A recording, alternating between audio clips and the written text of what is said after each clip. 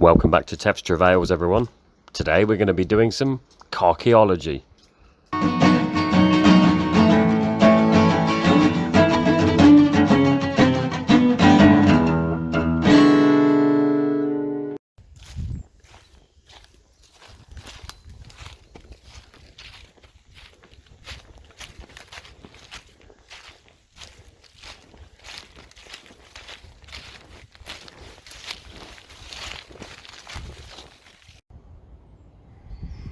So our travail today takes us to a wood somewhere in southern England, and to all intents and purposes it's a normal piece of ancient woodland. A little bit further into the wood now, and believe it or not, that is what we've come to see. Inside there are two 1970s cars. Let's take a closer look. Now, I've known about these two cars since about the mid 1990s, and I've been in this spot ever since. Done a bit of research on them, identified them as 1970s cars, so they must have been here for some time before the mid 90s. We've actually got two of them here. One of them is fairly obvious what it is. It's a Volvo on top of the cylinder head there, and what remains of the engine, and the back end of the car there. We'll take a closer look in a minute. I'll show you some of the features I've identified. But here's the other one.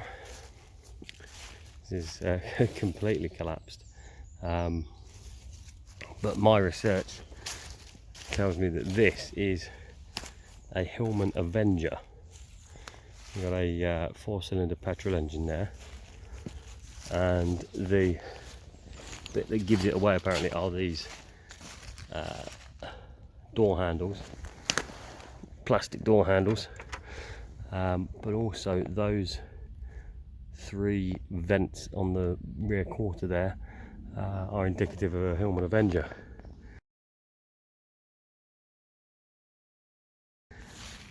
And as you can see, there is almost nothing left of this car. Just a handful of identifiable parts. That exhaust manifold looks to be in relatively good condition, to be honest. That could possibly be reused. You've got a large bell housing there. Moving back to the gear stick, remains of the passenger seat, and what looks like down there, an oil cooler.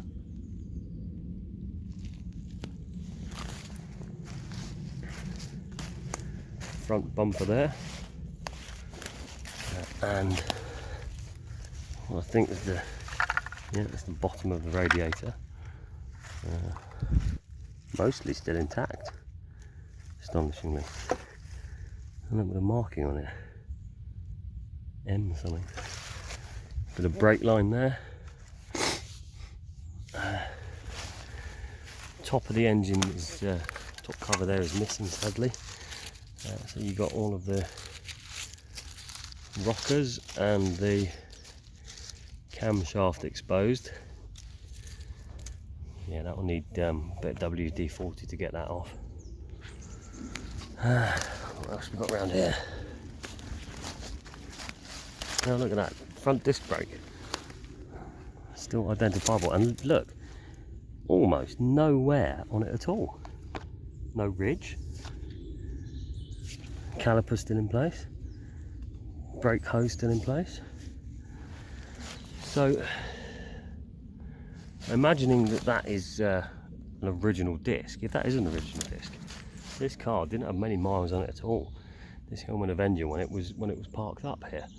And God knows what it's doing in the middle of this wood, and how both of them came to be here, to be honest.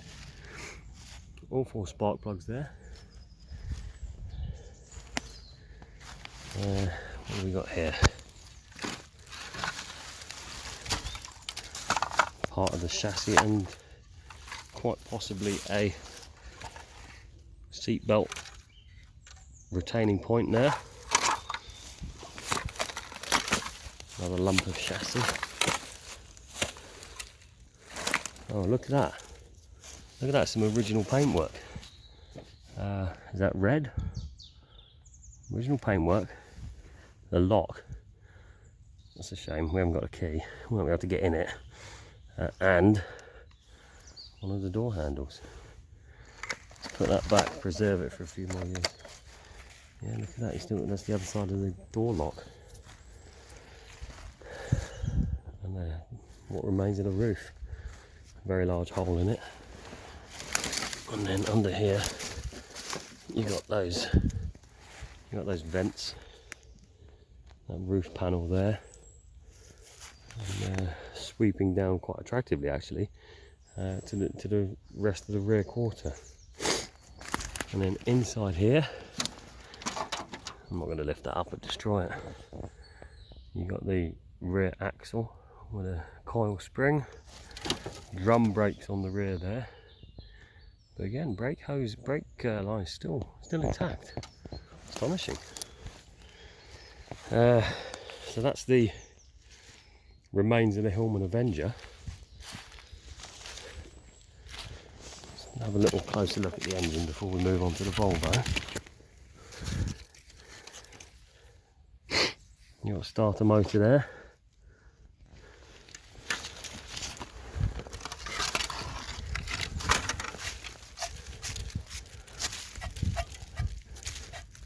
Top of the gearbox there.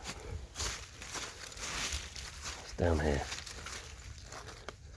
And those are pieces of sharp metal, so be careful.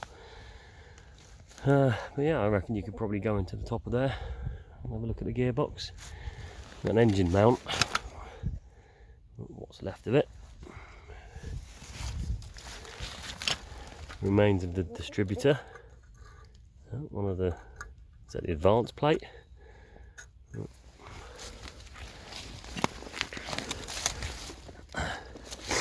Astonishingly, the entire front bumper in pretty good condition. Well, look, there's a bit of a bend in it there. Maybe this car was in an accident. But yeah, that bumper, there's still most of it there.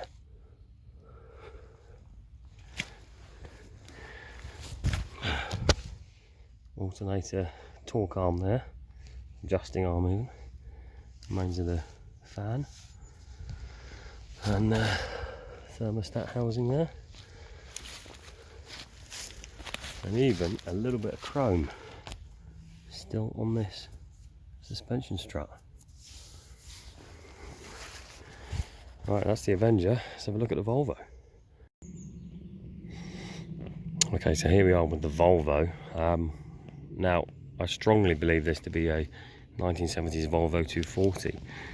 The shape of that rear door is pretty distinctive, and that door handle as well, plastic door handle. And those chrome, what look like chrome, are actually stainless steel. So pretty sure this is a 240.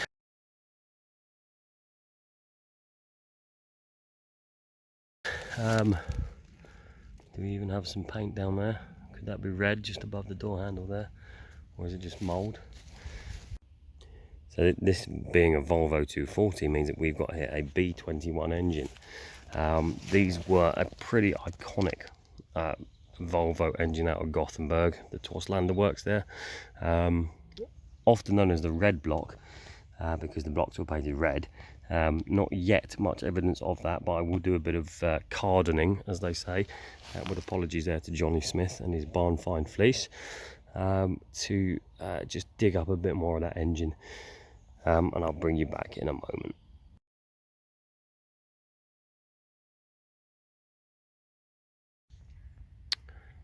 Okay, here we go. Here's a Volvo B21 red block engine in all its glory. Being sat here in front of its car, rotting away for the best part of 30 years by my estimation. Like I said, I've known about these two vehicles here for well, since the mid 1990s, and they've just got progressively worse. Done a little bit of digging, and it looks like certainly this one was subject to a fire at some point, because you got there some melted glass. You've got other bits of melted glass elsewhere. But yeah, I'm pretty confident this is a Volvo B21. It's a 4-cylinder inline-4 petrol engine, evidenced by the distributor there, leading down into a small transmission. And then further back there you can see the prop shaft just underneath what's left of the gear stick there. Just on the right of it you've got what's left of the steering column with the universal joint there, just in the middle, which will never turn again. And you've got down here, look at that, the starter motor there, far worse condition than the one on the Hillman Avenger in front of it actually. Interesting though, you've got a very heavy crush damage here to the induction side. So maybe was this involved in a crash, or was someone taking a sledgehammer to it for fun? No carburettor, and no evidence of it on the floor just underneath it either. There are lots of other parts pretty much everywhere you walk. You're walking on bits of Volvo here, and just there you've got perhaps part of the handbrake assembly. You've even got a piece of mirror there. Down here you've got, in fact, was this the handbrake? No, that's one of the pedals. You see the pedal pad there, and then leading down into some sort of hydraulic cylinder. So was this the clutch or brake perhaps? You've also got a cable still in its run there. Sadly the oil filler cap is missing, so a little bit of water might have got down there, which is a shame. Now moving on to the exhaust side, if I can just maneuver myself into this tree, you can see the rest of the block down there. Sadly no evidence yet of any of that famous red paint from the red block, but the exhaust manifold is in what appears to be decent condition, and then here you can see the rest of the exhaust has been removed. So maybe, when it arrived in this place, it was then used stripped for parts a little bit further. But again, here's the front brake disc. Almost no, I can't actually feel anywhere on the front of that disc there. You still got the caliper and the hub. Again, almost nowhere. So perhaps this was a very low mileage car as well as the Avenger. Lovely shot there of the Volvo logo on top of the rocker cover. Front end here, single overhead cam there. You've got one pulley on the top. Perhaps that was the guard for the belt and a timing belt. And then a little bit of movement, astonishingly, there from the back of the fan plate. And what looks like it could be a engine bracket there. Speaking of engine brackets, there's two more on the top. They're in pretty good condition actually. It could probably be used to lift or move this engine now. Would that be an insane idea? Shall I try and move this engine? I've got nothing here apart from myself, and whatever logs, and maybe use that axle, I suppose, to lever it out. It'd be nice to get a look underneath it, see if there's anything left of the sump, see if we can find any of that red paint. Let me have a think, and I'll bring you back.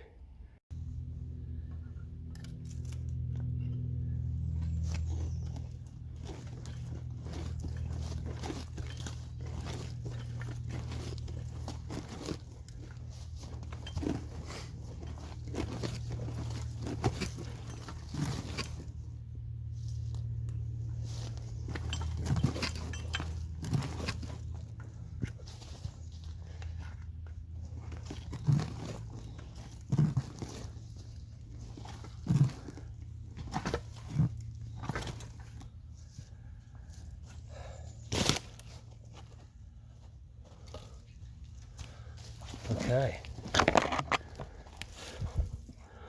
Well, astonishingly, it would appear there is still a sump, and the bottom of the gearbox is still there as well. Look at that, there's something dripping out of the sump. I strongly suspect that's just water. A couple of engine mounts there. Those have completely rotted through, aluminium. And here's a good view of the side of the block. No evidence at all of any red paint, sadly. I mean, maybe if we were to take off some of these, there might be some underneath. And this little piece appeared underneath. I don't know what that is. Could be an alternator bracket for one of the accessories. But I have just spotted up there the engine number.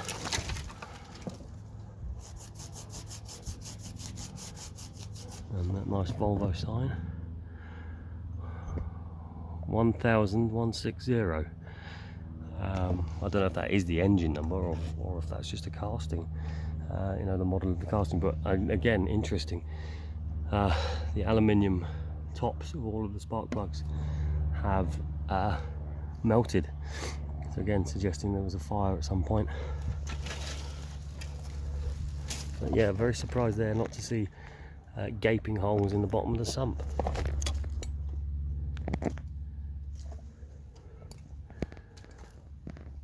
And prop shaft still intact as well. So I managed to get a bit more movement out of it. Now it's lying on its induction side. And we have exposed the full length pretty much of the prop shaft. It's not often you see one like this with both universal joints. It's severed just before the rear axle there. There's the rear wheel with the brake disc still on it. Discs all round on this actually, but astonishingly the universal joint at the end of the gearbox still moves on both axes, so that way and that way as well. So you really cannot beat a Volvo for quality. Universal joint still moving in both axes after the best part of 30 years sat in an English woodland. Astonishing. Now if you turn it right over, you can see the bottom of the sump, and unfortunately I was wrong. The sump has not survived, but it does mean you can see right in there to what looks like the bottom of the crankshaft, possibly the #1 piston journal down there, and all the way down into along the crankshaft. But the other thing is, right at the bottom there underneath, protected by the woodland and all the soil, is finally a bit of red paint. So we do have here a classic Volvo red block engine, or what's left of it.